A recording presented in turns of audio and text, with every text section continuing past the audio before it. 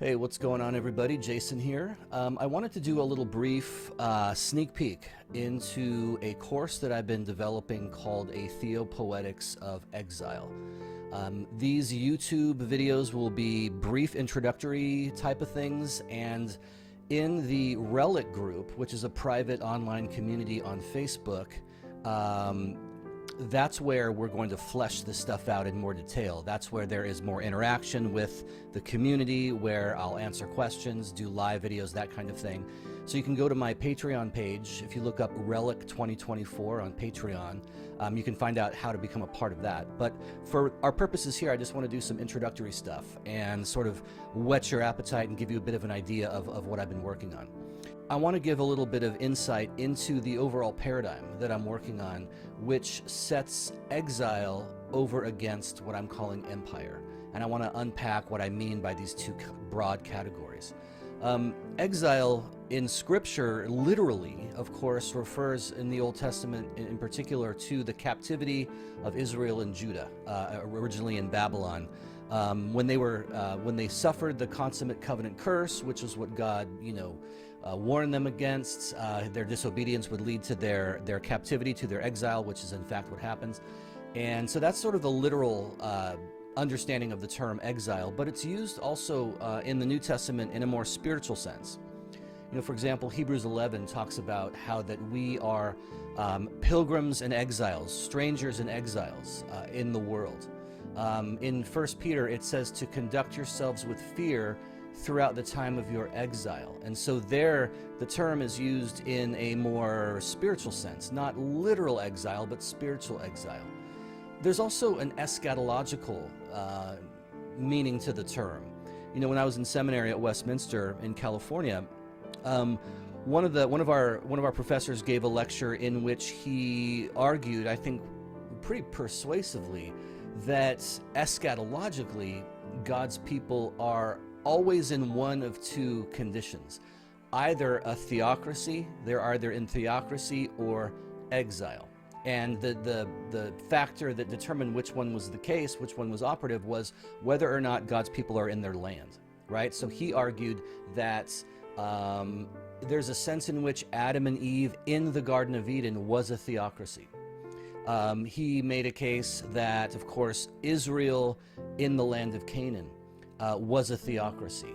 And then, of course, according to this view, God's people in the new heaven and new earth in the age to come will be a theocracy. But any other condition that God's people are in where there is no land, it is, by definition, exile, and the rules change, and the way we relate to the culture around us changes depending upon whether or not we are in exile or whether we are in a theocracy.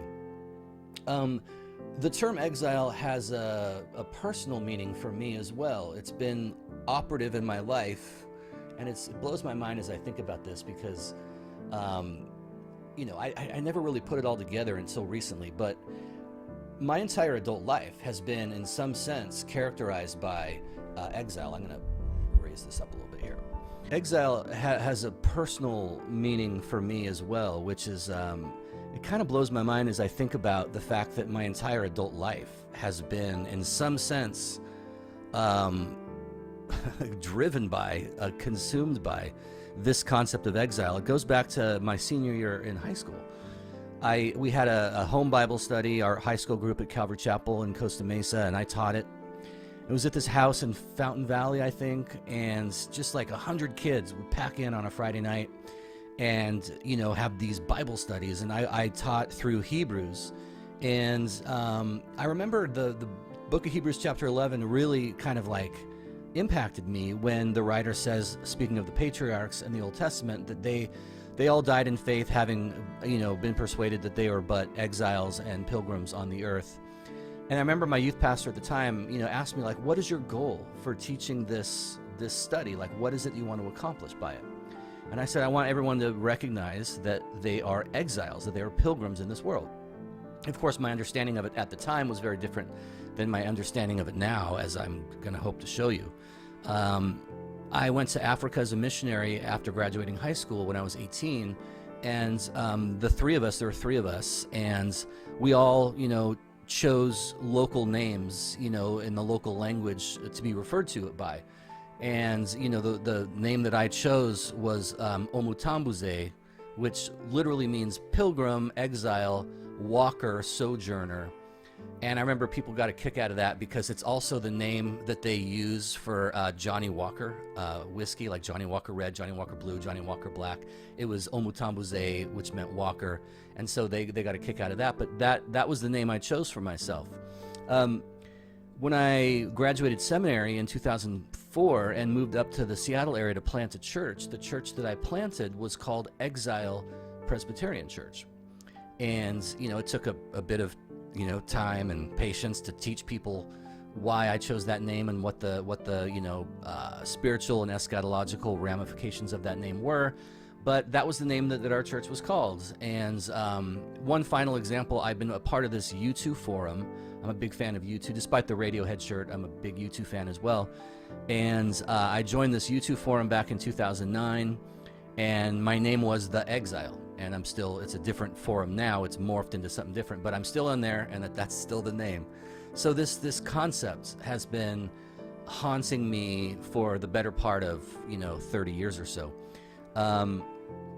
And so there's a literal meaning of the term captivity, you know, unwilling captivity in a foreign land, which was the case with Israel and Judah in the Old Testament. The spiritual sense of exile that you find in the New Testament, that we, you know, according to this, you know, particular reading, we are awaiting our heavenly homelands. The eschatological sense of exile, which is the case when God's people are without a land. But then there's also a more postmodern reading of the term exile, the concept of exile, which is what I want to unpack. The best way to describe, and I've, you know, kind of gone back and forth different ways to capture what I mean by the term exile, and the best I've come up with, at least so far, is that exile is a suspicion of empire. Exile is a suspicion of empire. And I want to unpack what I mean by that. When I use exile and empire in this paradigmatic sense, I'm using them as shorthand for weak and strong theology, respectively. Okay? So when I use the term exile, I'm using it as shorthand for weak theology. And I'm much indebted to John Caputo for a lot of the insight that I gleaned in order to develop this. And when I speak of empire, I'm speaking of strong theology, and I'm going to try to flesh out what I mean by those.